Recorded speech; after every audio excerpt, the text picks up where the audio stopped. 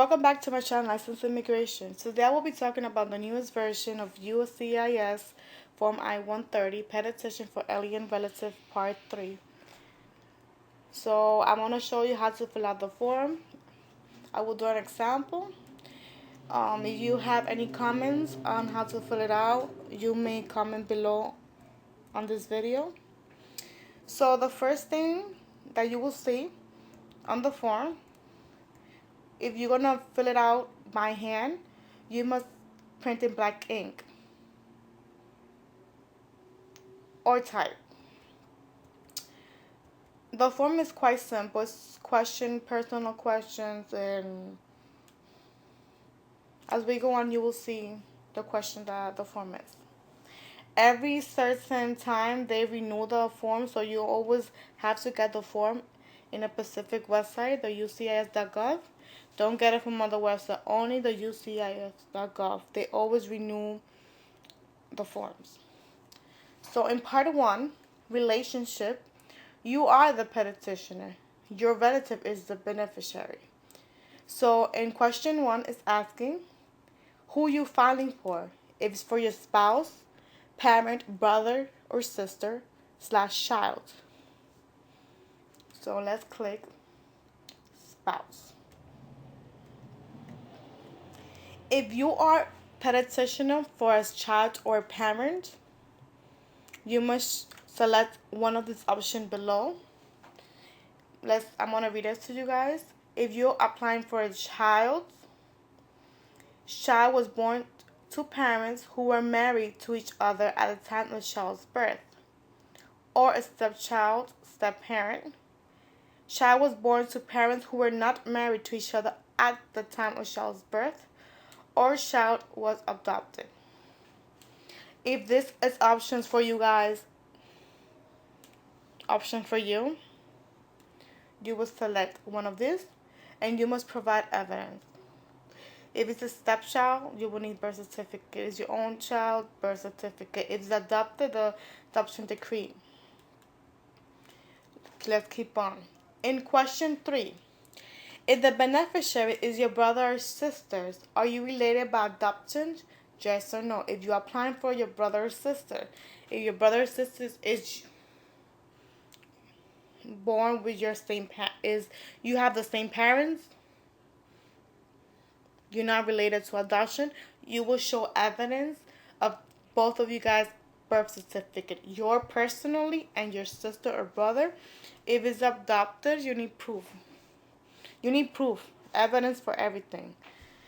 For question 4, did you gain lawful permanent resident status or citizenship through adoption? Yes or no? If this applies to you, you will fill this out and select the option that applies to you. In part 2, information about you. If you are a permanent resident, you will provide your permanent resident card. Here is in your green card. If you have an online account number, this account number will be in a form that USCIS will give you or send you. A U.S. Social Security number that is given once you enter the United States. So I'm gonna just fill this in. Your full name. Let's put a name. I'm just giving you guys an example how to fill it out, so you have a better understanding how to fill out the form.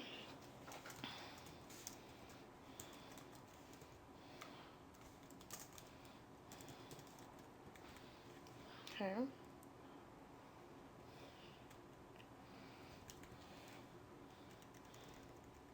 So let's go on to part 2. This form has 12 pages. But not all the 12 pages you're going to fill out. Sometimes you just have instructions. Additional pages for extra space as well. So we keep on doing part 2. Sorry, guys.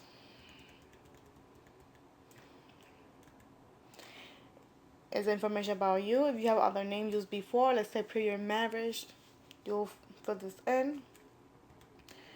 The place of your birth.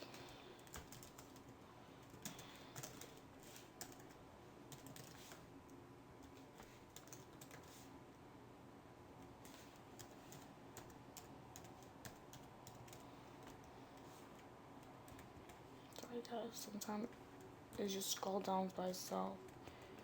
Now we're gonna provide sex, female or male, your physical mailing address.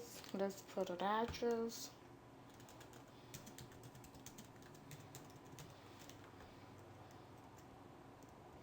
Sometimes the form doesn't let you fill in, type in, so just do it when you print it out by hand using black ink.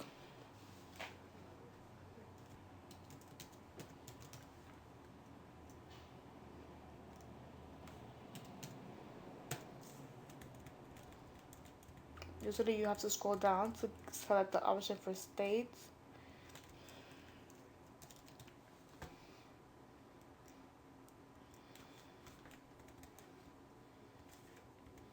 Is your current mailing address the same as your physical address? Click yes. If not, so you must provide your physical address as well.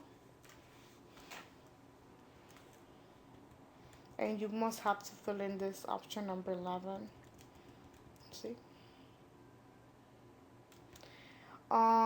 In here you must provide your address history. Let's say if you lived before in the last 5 years different address, you must provide this.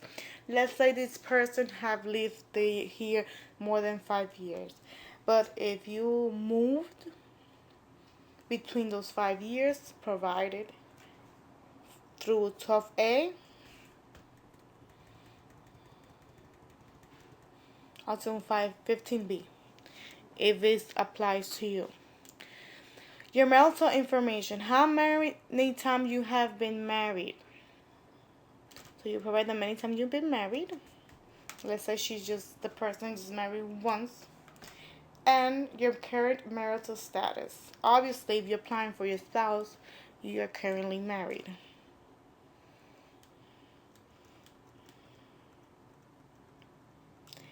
Dates of the current marriage.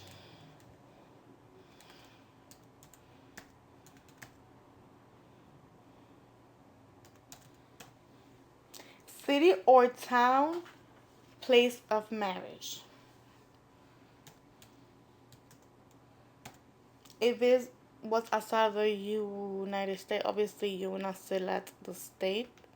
You will leave this blank because it's only for the United States. So you'll put the province and the country. If it's foreign country,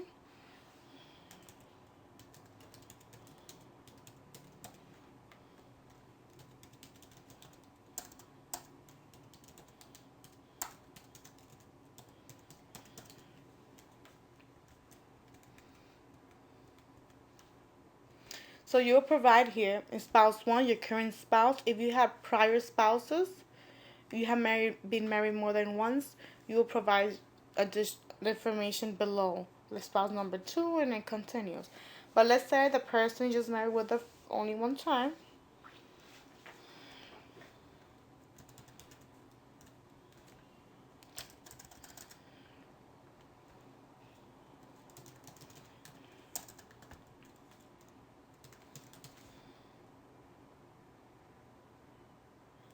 And has your spouse been married before?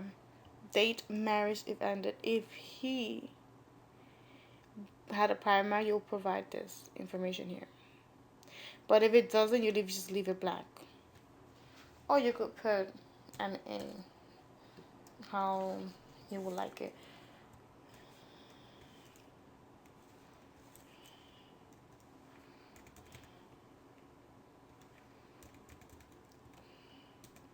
Information about your parents. So parent 1. As you can see how I'm filling the form, the person that is applying, the petitioner, has a different last name. So there's sometimes when you get married you don't want to change your name, so you leave the last name that you had been for the years. Let's say your parents' name. But if you do change, as you saw on the option, you must provide your prior last names.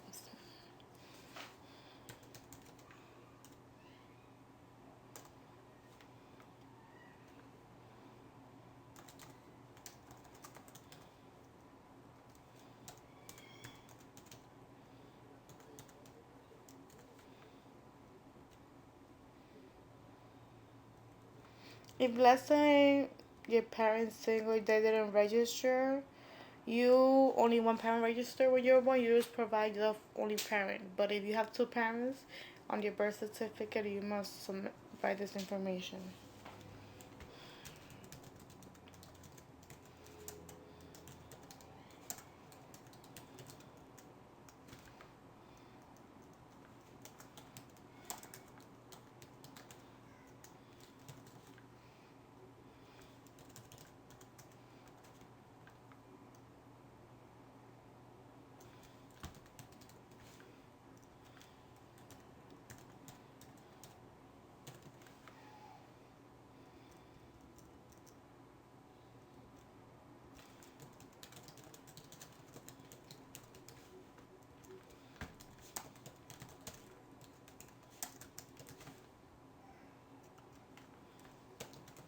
Additional information about you: are you a U.S. citizen or lawful permanent resident? Let's say this person was born in the United States, birthed in the United States. If you're a U.S. citizen via naturalization, you will provide this. If you became citizen by your parents, you will click the option as well. It doesn't let me when I click. It doesn't let me. So when you print it out, it doesn't let you fill in. While you typing, do it with blank ink. It's not letting me. So I was gonna click birth in the United States. Have you obtained certificate of naturalization or certificate of citizenship? No. If you do, you must provide a certificate number that is on the certificate, place of issuance, and the date of issuance. So guys, remember to subscribe, like, and comment below. So turn on your notification bell to receive notifications when I upload new videos. Any comments? If you want me to fill out other forms or if the forms on the current form that we're filling in right now, comment below. I see all your messages. And thanks for your support and have a blessed day. Always remember to stay safe.